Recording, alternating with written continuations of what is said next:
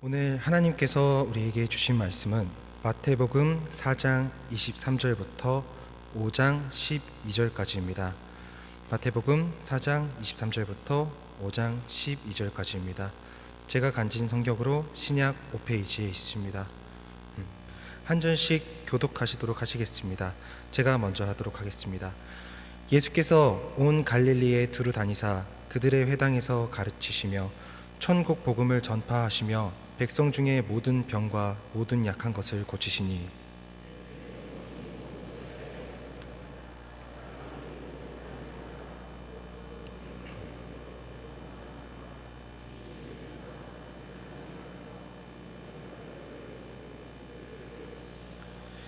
갈릴리와 데가볼리와 예루살렘과 유대와 요단강 건너편에서 수많은 무리가 따르니라.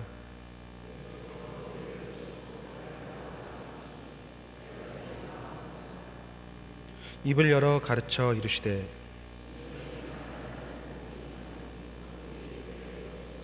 애통하는 자는 복이 있나니 그들이 위로를 받을 것이며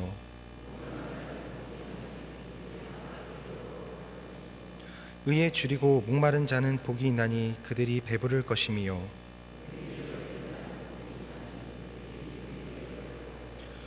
마음이 청결한 자는 복이 있나니 그들이 하나님을 볼 것이며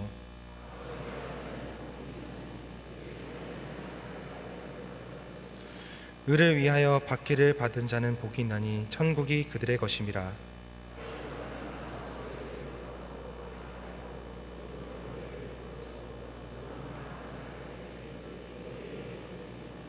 다 같이 하시겠습니다. 기뻐하고 즐거워하라. 하늘에서 너희의 상이 큼이라. 너희 전에 있던 선지자들도 이같이 받게 하였느니라. 아멘. 오상호 목사님께서 복 있는 사람은 이라는 제목으로 우리에게 말씀 전해주시겠습니다. 예수님은 천국 복음을 전하셨습니다. 천국 복음. 예수님이 전하신 이 때를 잠깐 살펴보면 이제 예수님은 세례 요한이 잡히신 후에 그때부터 복음을 선포하기 시작한다고 성경은 기록하고 있습니다. 예수님과 세례 요한이 선포했던 회개하라 천국이 가까이 왔느니라 라는 이 말씀은 앞에 이제 먼 미래에 이루어질 하나님 나라에 대한 이야기, 천국에 대한 이야기를 말하는 것이 아니라 이미 임한 하나님의 나라에 대한 이야기인 것을 우리가 알고 있어야지 될 것 같습니다.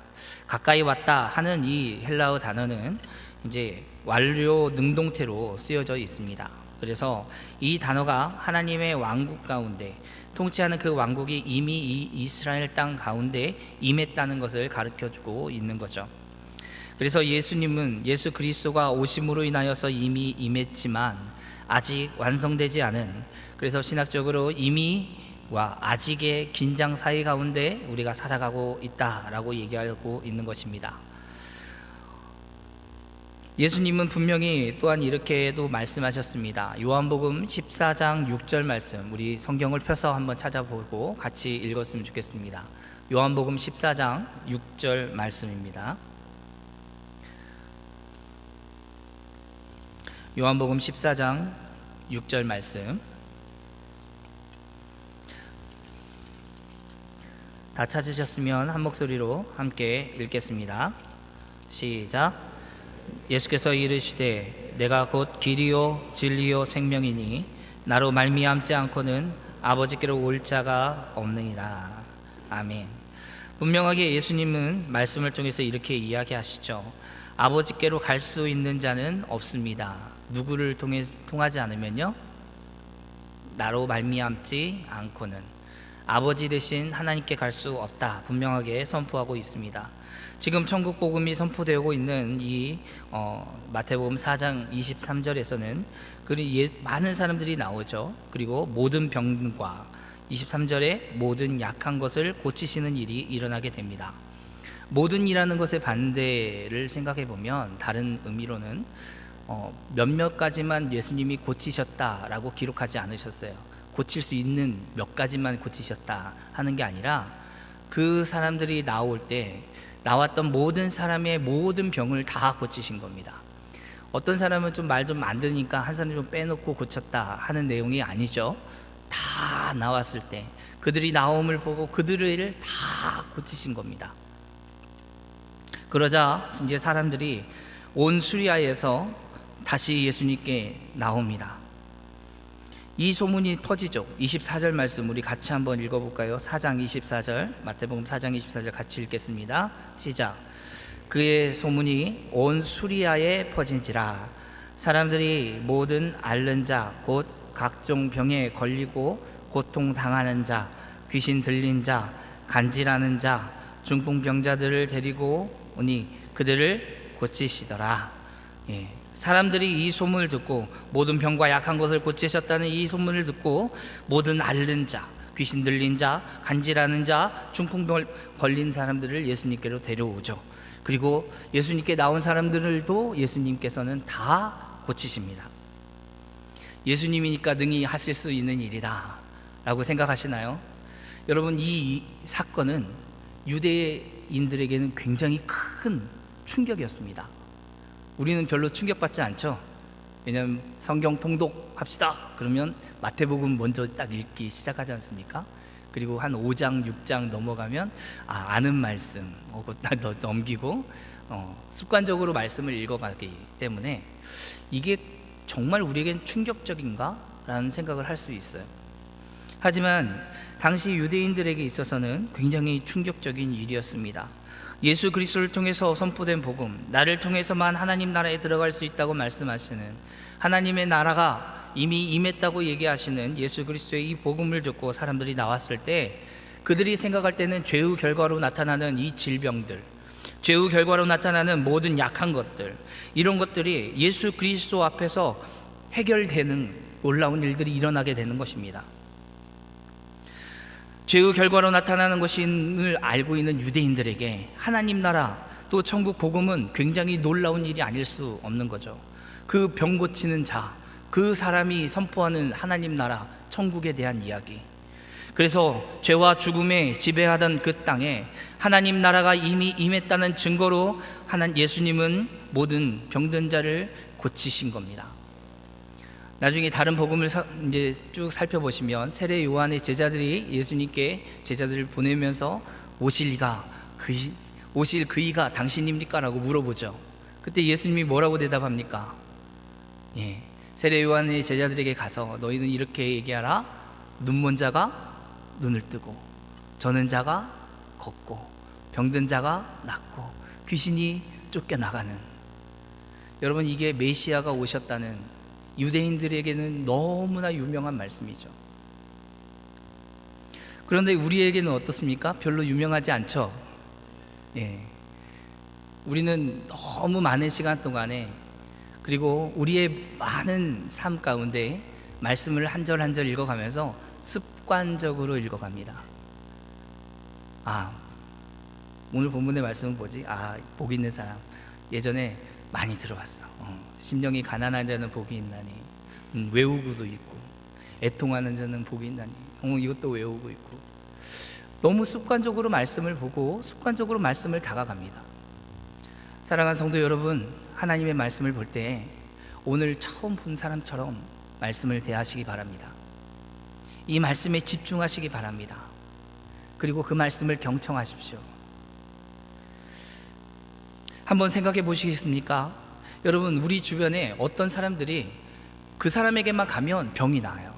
이런 소문 하나 딱 퍼지면 어떻게 될까요? 어떤 병원에 가니까 허리 디스크 환자들은 100% 치료가 되더라. 사람들이 어떻게 될까요? 그냥 구름같이 모여듭니다. 어떤 병을 가지고 있는 사람들이 있어요.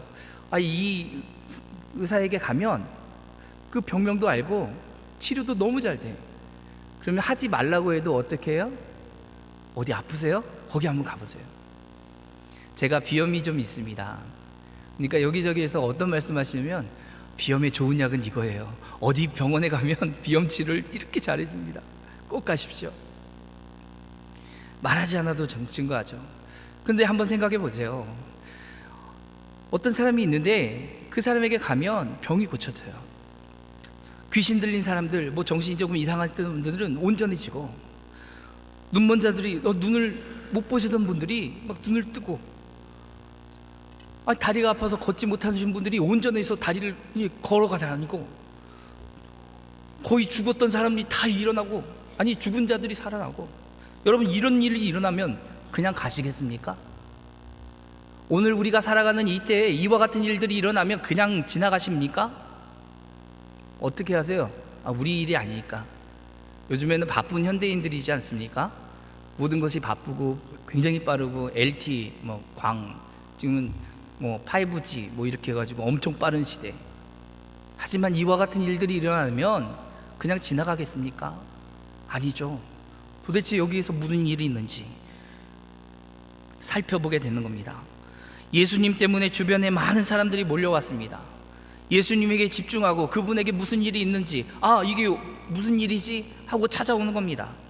그리고 그 병을 다 고쳐준다는 말을 듣고 수많은 사람들이 몰려왔을 때, 그들은 죄의 결과로 나타났던 이 질병으로 인하여서 마음이 상하였던 자들이 치유받고 위로받고 병 고침받는 놀라운 일들이 속속들이 일어나는데, 지금 갈릴리 지역 이 예수님이 있는 이 근방에는 난리가 났습니다.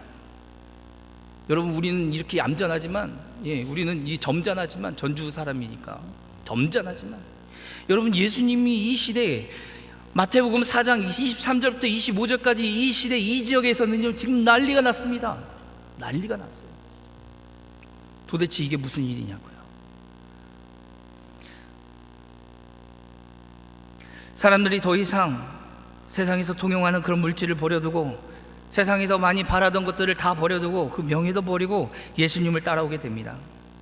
그리고 세상의 소망을 가지고 살아갔던, 그리고 만족하였던 사람들이 그들의 손에 굳게 잡았던 이 소망도 버리고 예수님을 쫓아갑니다. 물질도 버리고 세상에 대한 소망도 버리고 오직 예수님만 따라가는 그들은 이제 주님이 다스리시는 그 나라만을 소망합니다. 그분이 선포하는 그 나라, 하나님 나라, 그분이 이미 선포하고 이미 임했다고 얘기하는 그 천국, 그 천국을 소망하며 예수님께 달려오는 겁니다.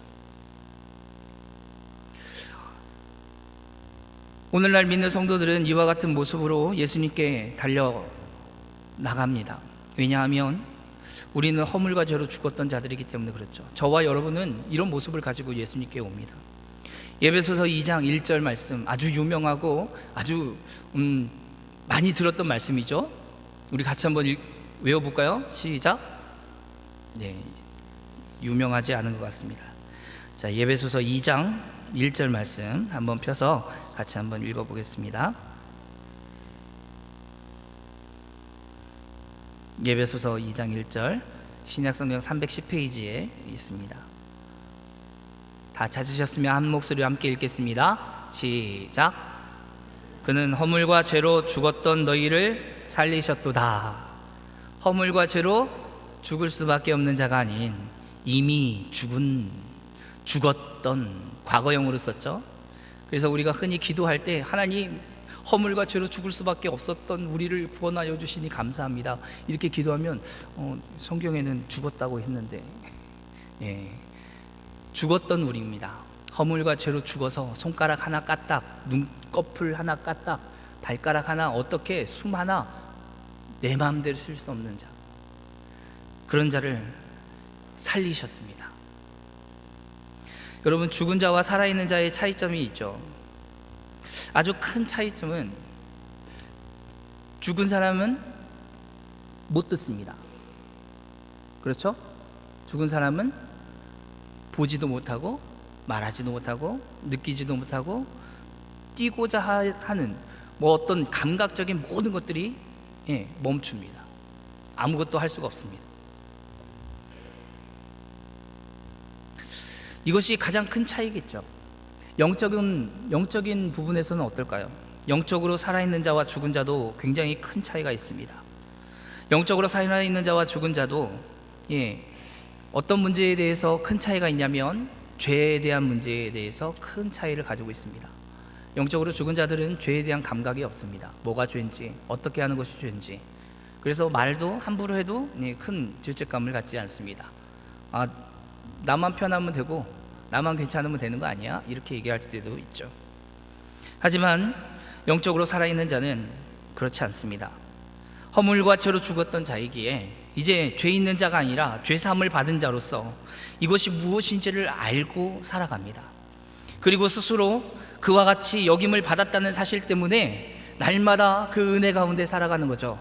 우리는 그렇게 여김받기에 충분한 존재가 아님에도 불구하고 우리를 그렇게 여겨주셨기에 하나님께 감사하며 살아갑니다. 영적으로 살아있는 자는 또 예수님이 그 어떤 것보다 가치 있는 분임을 분명히 압니다.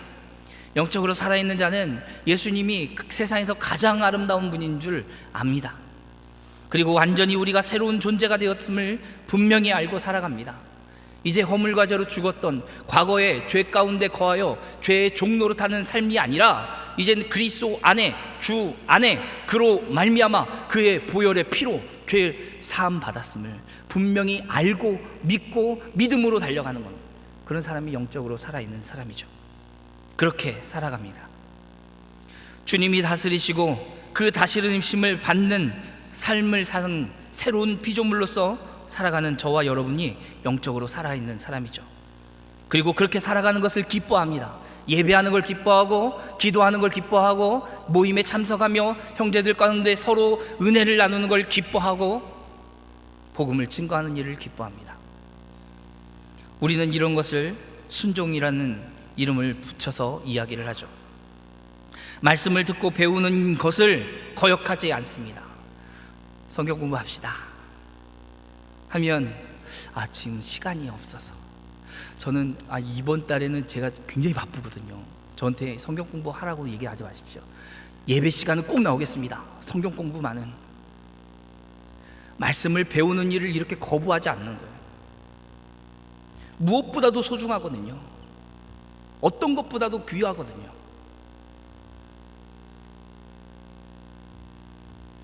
주님이 기뻐하시는 것이 무엇인지 알기에 그 기쁨을 이루기 위해 달려갑니다. 예수님은 지금 이와 같이 살아가는 하나님의 백성을 부르셔서 말씀으로 가르치시는데 그것을 5장, 6장, 7장에 쭉 이야기해 놓고 있는 거죠. 허물과 죄로 죽었던 자, 그리고 그 통치의 능력을 바라보는 자, 주님이 통치하시는 그 나라를 소망하는 자가 바로 저와 여러분이고 오늘 예수님 앞에 나온 사람들의 모습입니다. 그러므로 그 은혜를 받은 자로서 우리의 눈에 보이지 않지만 믿음으로 따라가라고 하는 말씀을 우리는 듣고 순종해 갑니다. 믿음의 결과로 나타나는 이 순종은 이 땅에 살아가는 성도들의 특징이라고 말할 수 있는 것이죠. 하나님의 말씀을 들었습니까? 과연 그렇습니다. 말씀에서 그렇게 얘기하셨군요. 네. 그러면 깊이 생각할 뿐 아니라 우리의 삶을 바꿔서 그 모습 가운데 살아가는 겁니다. 말씀을 배우는 자리에 더 참석하는 겁니다. 우리 주변의 이웃 사람들이 예배에 참석하지 않고 다른 데 막 놀러 가려고 하고 어떤 일 때문에 나 오늘 기분 안 좋아서 비가 와서 예배 안 갈래 하면 막 손을 잡고 끌고 나오는 거예요. 이 교회 가자, 예배 드리자. 가만 두고 볼 수 없는 겁니다.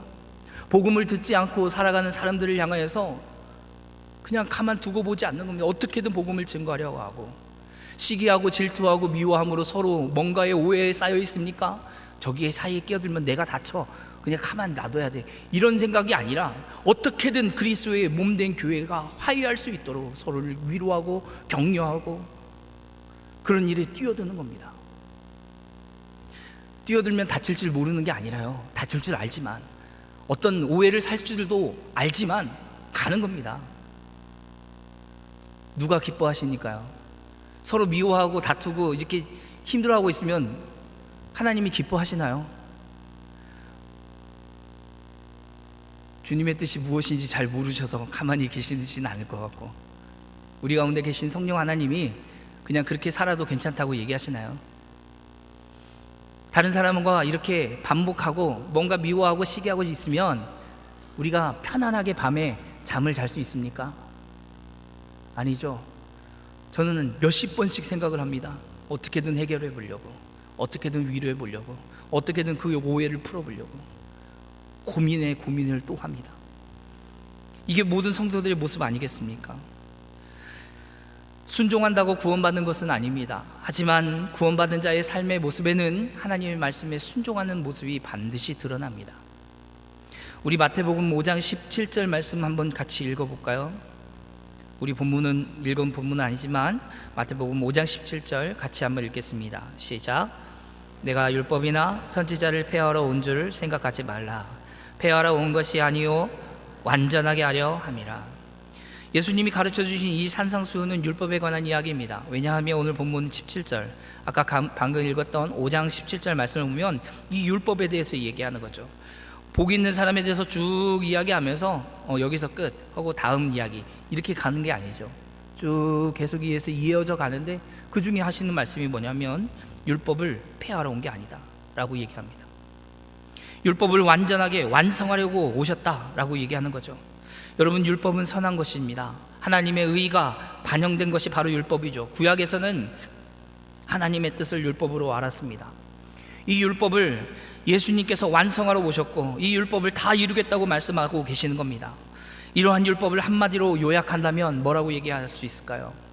내 이웃을 내 몸과 같이, 이쯤 하면 나올 줄 알았는데, 내 이웃을 내 몸과 같이 아시는군요.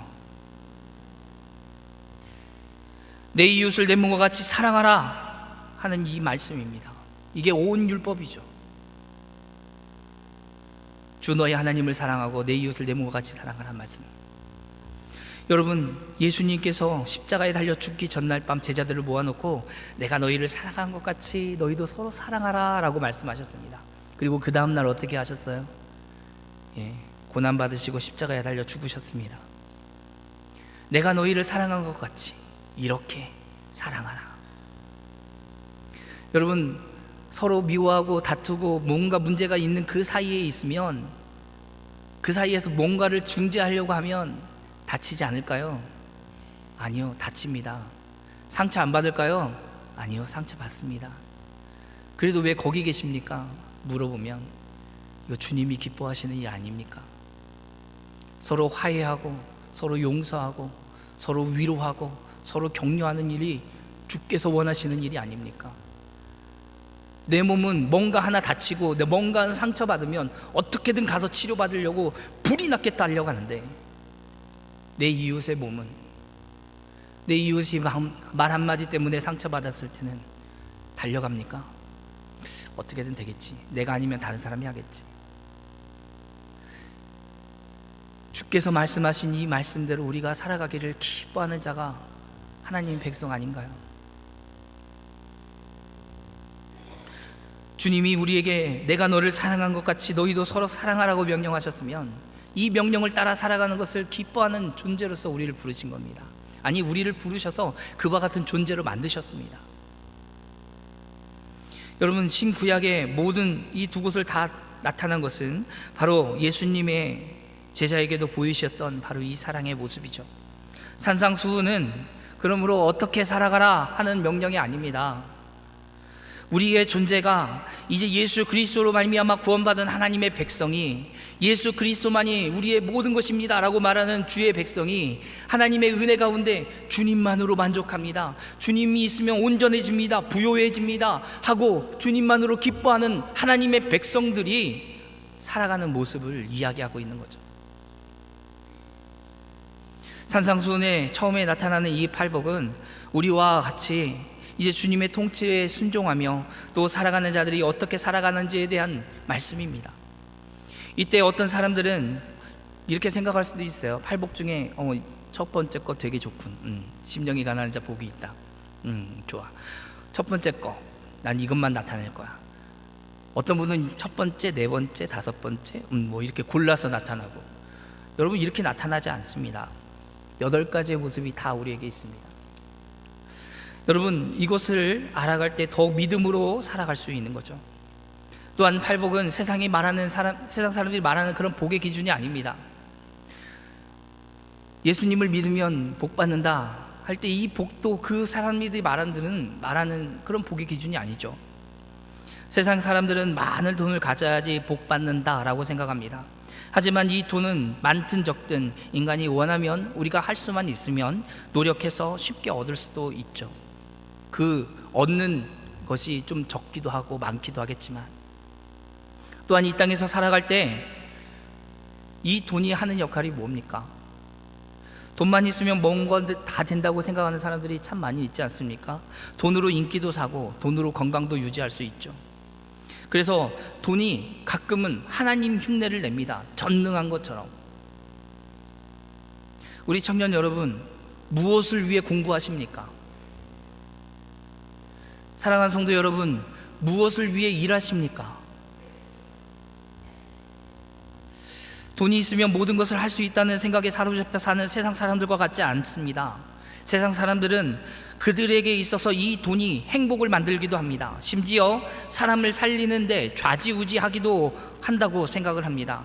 어떤 이는 돈이 있으면 죄를 없이 할 수 있다고도 생각을 하기도 하죠. 그래서 유명한 말이 있죠. 유전무죄, 무전유죄. 세상 사람들이 이런 말이 통용되는 사람들입니다. 하지만 여러분, 돈을 추구하고 살아가는 사람들을 하나님의 백성이라고 말하지 않는 거죠. 하나님의 백성, 그러면 돈을 추구하는 사람들, 그런 사람들에게 이야기하기에는 조금 이상합니다. 시편 1편에는 이렇게 기록하죠. 복 있는 사람은 악인의 길을, 죄인의 길에 서지 않고 오만한 자의 자리에 앉지 않는다. 세상 사람들의 기준이 아니에요. 그러므로 하나님의 말씀보다 세상에서 말하는 이 돈이나 물질에 대해서 더 귀하게 여기고 살아간다면 하나님의 백성이다 라는 이 명시의 질문, 물음표를 하나 더 던져야 될 겁니다. 나는 하나님의 백성이 맞는가? 이렇게 물질을 만족하고 더 좋은 직장에 취직하고 더 많이 벌고 행복하기 위해서, 많이 돈이 있으면 행복하잖아요, 이렇게 말하는 사람들의 생각과 똑같은 생각을 하고 살아간다면 나는 구원받은 자가 맞나? 하나님 백성 맞는가? 하고 질문을 던져봐야지 되는 거예요. 왜냐하면 이것이 우리의 궁극적인 삶의 목표가 아니니까 그렇습니다. 팔복 중에서 가장 먼저 말하는 것은 5장 3절이죠. 심령이 가난한 자, 천국이 저희 것이다 라고 얘기하죠. 여러분, 가난은 물질의 연약함으로 인하여서 결핍 현상이 나타나는 겁니다. 그로 인하여서 나타나는 무력함, 가난으로 인하여서 돈이 없음으로, 물질이 없음으로 나타나는 그 고통, 여러분, 그로 인하여서 나타나는 아픔, 이런 상태들을 가지고 가난이라고 얘기하지 않습니까? 그렇다면 심령이 가난한 자는 뭡니까? 심령이 가난한 자, 마찬가지의 결핍 현상이 나타나는 거죠. 그 영혼이 가난한 것을 얘기합니다. 하나님 나라에 들어갈 수 있는 그런 복을 누리기에 우리가 가지고 있는 것, 우리 스스로는 너무나 무능력하다는 것을 얘기하는 겁니다. 그러므로 행복함이 없는 그런 상태, 행복하지 않아요.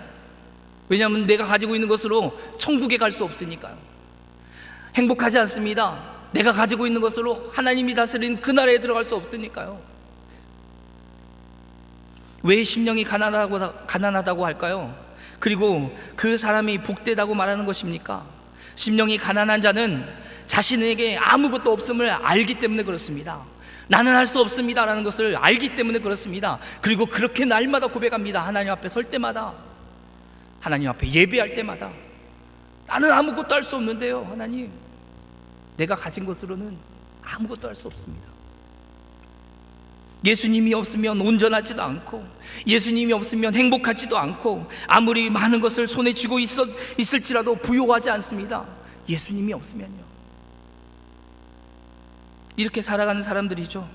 이런 사람들이 심령이 가난한 자들입니다. 이런 사람들은 예수님이 모든 것이고 예수님이 희망이고 예수님 그리스도를 믿음으로 온전하여지고 부요해진다는 사실을 알고 있는 사람들입니다. 그래서 예수님을 바라봅니다. 그리고 예수님을 따라가는 사람들이죠. 오늘 본문에 그와 같이 따라온 사람들이 있습니다. 누구냐면 제자들이죠. 제자들은 그물도 버리고 배도 버리고 부모님도 다 버리고 예수님을 쫓아갔습니다. 당시에 이런 것들, 그물, 배, 이것이 가업 아닙니까? 이것이 재산 아닙니까? 이것이 내가 무엇인가를 떵떵거리고 얘기할 수 있는 물질 아니겠습니까? 그런데 그것을 다 버립니다. 왜냐하면 예수 그리스도에게 모든 것이 있으니까. 예수님만 바라보고 예수님이 말씀하시는 그 천국 복음을 소망하며 달려가는 것입니다. 제자들은 이것을 다 버리고 예수님을 바라보고 살아가는데, 오늘 살아가는 저와 여러분은 제자들이 버린 것을 바라보고 있지는 않습니까? 그들이 버렸던 것들, 우리는 그것들을 다시 붙잡아 슬금슬금 하나씩, 이것도 하나 저것도 하나 이렇게 붙잡고 있는 건 아닙니까? 우리는 천국을 소유한 자임을 잊지 마시기 바랍니다. 사랑하는 성도 여러분, 심령이 가난한 자로 저와 여러분은 예수 그리스도만으로 만족하길 원합니다. 그리고 두 번째 얘기하는 게 있죠. 애통하는 자는 복이 있다. 이것 또한 심령이 가난한 자와 의미가 같은 의미가 있습니다. 여러분, 애통한 건 뭘까요? 애통. 어떤 사람은 돈이 없어서 애통하기도 합니다. 돈이 없어서, 아이고, 돈이 없어서. 우리 대학교 1학년 있나요? 나는 대학교 1학년생이다. 있는데 지금 들면 이상할 것 같아서 안 들고 있죠. 혹시 나는 대학교 들어가는데 굉장히 열심히 공부했다. 근데 내가 원하는 곳에 안 들어갔어요. 못 들어갔어요. 그리고 막 하나님 앞에 기도하고 합니다. 하나님, 왜 내가 못 들어갔습니까? 무슨 심오한 뜻이 있어서 나를 이곳으로 보내셨습니까? 하나님 뭐라고 하실까요? 네가 공부 안 해서 간 거다. 공부 안 해서 떨어졌지 뭔 심오한 뜻이 있겠냐. 여러분, 우리 공부도 하지 않으면서 좋은 성적 거두기를 바라고 막 그렇게 기도하죠. 여러분, 그런 것 때문에 애통하는 그런 의미가 아닙니다. 청년들에게 자격증 시험을 꼭 붙어야지 되는데, 이번에 못 붙으면 다음에는 더 어려워진다니까 더 열심히 했는데 이번에 떨어졌어요. 그것 때문에 애통해요. 여러분, 이런 애통이 아니죠. 성경에서 기록한 애통은 이런 애통이 아닙니다. 시험을 위해서 무엇인가를 열심히 준비했는데 떨어져서 애통하다, 이렇게 생각하겠지만, 여러분, 이것이 성경에서 말하는 것과는 다르죠. 우리는 이런 것으로 우리의 온 존재를 내어놓고 애통해 하지 않습니다. 시험에 떨어진 것으로, 무엇인가가 잘 안 된 것으로, 내가 계획했던 모든 것들이 순차적으로 잘 진행이 안 되는 것으로 애통해 하지 않아요.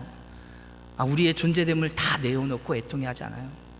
여러분, 성경에서 말하는 애통함은 어떻게 우리가 하나님 없이 살아가느냐 하는 것에 대한 애통함입니다.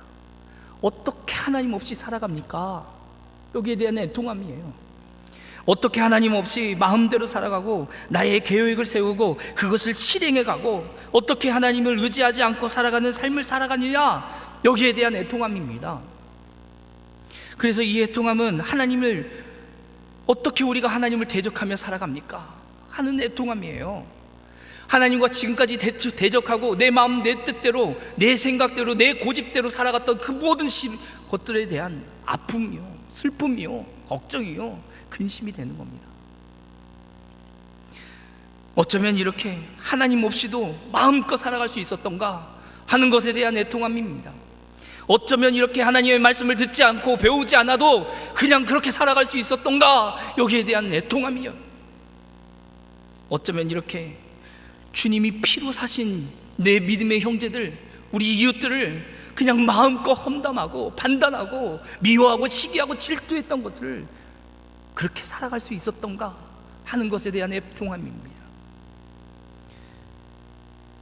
어쩌면 우리는 하나님을 위해 살지 않고 또 마음대로 살아가고 하나님의 심판이 분명히 있다는 것을 알면서도 복음을 전하지 않는 자리에 서고, 우리가 편한 것을 선택하여 달려가고, 이런 것에 대한 비참한 마음을 가지고 애통해하는 것입니다.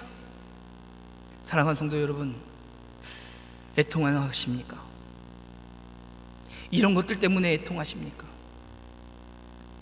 이것이 바로 성경에서 말하는 애통함이죠.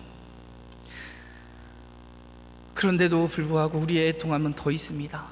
우리가 아파하고 슬퍼하는 일은 더 있죠. 그렇게 말씀을 전했는데 아직도 혼미하여서 사탄의 그 계획에 빠져듭니다. 넘어집니다. 그렇게 말씀을 전했는데 아직도 믿지 않습니다. 아직도 아직도 자기의 것이 최고라고 생각하고 내 경험이 최고라고 생각하고 말씀 앞에 굴복하지 않는 거죠. 여기 애통함을 가져야 됩니다. 이렇게 하악하고 이렇게 타락하고 저주받는 이 세상 가운데 사단의 종노릇하고 그 고통스러운 삶을 살아가면서도 불구하고 하나님을 찾지 않는, 주님을 찾지 않는, 나의 연약함을 불쌍히 여겨달라고 기도하지 않는 우리의 모습을 보고 애통해야지 되는 겁니다.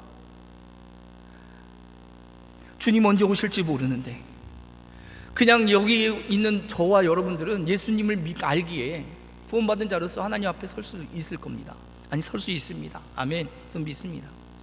한 사람도 떨어지지 않을 거라는 생각, 그 믿음이 있습니다. 하지만 저분 밖에 돌아다니는 다른 사람들은요, 여기 있는 저와 여러분만 구원받으면 되나요? 믿지 않는 내 가족은요, 우리 형제는요, 가장 오랫동안 사귀었던 내 친구는요, 그냥 내버려둬도 됩니까? 그들이 구원받지 못한 것으로 인하여서 애통해야 하는 것이 아닐까요? 우리가 그들에게 복음을 증거하지 않고 있음에 대해서 애통해야지 되는 거 아닐까요? 그렇기 때문에 주님 앞에 나오는 겁니다. 그러므로 이 애통함으로 하나님 앞에 서는 겁니다. 나의 죄도 나의 의를 이룰 수 없는 이 무능력함도 이 애통함으로 주님 앞에 서는 겁니다. 그러므로 이 애통은 억울해서 어떤 열심히 해서 무엇인가를 얻지 못함으로 나타나는 슬픔이라고 얘기할 수가 없습니다. 우리의 존재됨, 우리가 가진 것으로는 할 수 없습니다. 하나님, 나는 날마다 하나님을 배신하고 하나님의 말씀을 거부하며 살아가는 자 아닙니까? 여기에 대한 애통함으로 하나님께 나와 회개하고 주의 은혜를 간구하며 하나님, 나를 불쌍히 여겨달라고, 나를 긍휼히 여겨달라고 기도하는 자리에 서는 것이 아니겠습니까? 예배 때마다 주님, 나에게 은혜 베풀어 달라고 기도하는 거 아니겠습니까? 예배의 자리에 나와서 먼저 기도하고 하나님, 은혜 베풀어 주십시오, 내 귀를 열어주십시오, 내 마음을 열어주십시오, 이렇게 고집도 왕고집, 이 고집된 완악한 우리의 심령을 불쌍히 여겨달라고 기도하는 자가 애통하는 자가 아니겠습니까? 하나님의 은혜를 바라보는 자가 아니겠습니까? 이런 슬픔과 이런 애통함으로 그리스도를 찾아 달려가는 바로 저와 여러분을 하나님의 백성이라고 부르는 겁니다.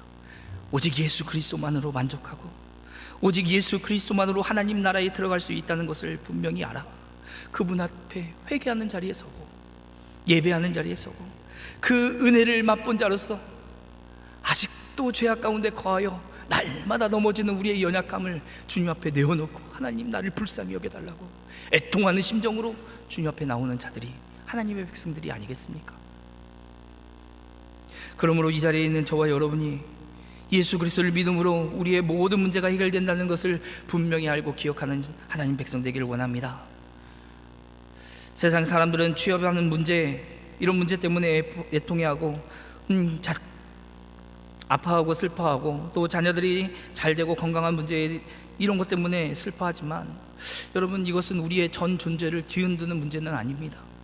예수 그리스도가 없음으로 나타나는 그 공허함, 무력함, 하나님의 말씀이 없이 살아갈 수 없다고 말하는 그 교만한 문제들, 하나님 없이도 충분히 살아간다고 얘기하는 것들, 여러분, 예수 그리스도께 가면 다 해결된다는 사실을 믿고 믿음으로 달려가는 자들이 저와 여러분이죠. 아직도 여러 가지 많은 문제로 인해서 애통해야 합니까? 아직도 이런 문제에서 애통해야 합니까? 사랑하는 성도 여러분, 우리는 살아가는 이 모든 모습은 진짜가 아님을 기억하시기 바랍니다. 하나님의 백성으로 살아가는 우리의 모습이 진짜가 아닙니다. 하나님 말씀 앞에 지금도 말씀을 거부하는 그런 모습은 진짜가 아니죠. 오히려 이런 삶을 살고 있기 때문에 하나님 앞에 애통해하는 저와 여러분이 되길 바랍니다. 심령이 가난한 자가 되기를 바랍니다. 거룩한 울음과 그 슬픔이 있는 사람들로 바로 저와 여러분같이 살아가는 사람임을 기억하고 또 우리에게 주어진 모든 시간 속에서 주 안에 위로가 넘치는 하나님의 백성 되시기를 주님의 이름으로 축원합니다. 기도하겠습니다. 하나님, 감사합니다. 오늘 이 말씀대로 우리가 심령이 가난한 자가 되게 하시고 하나님, 애통하는 자 되게 하여 주옵소서.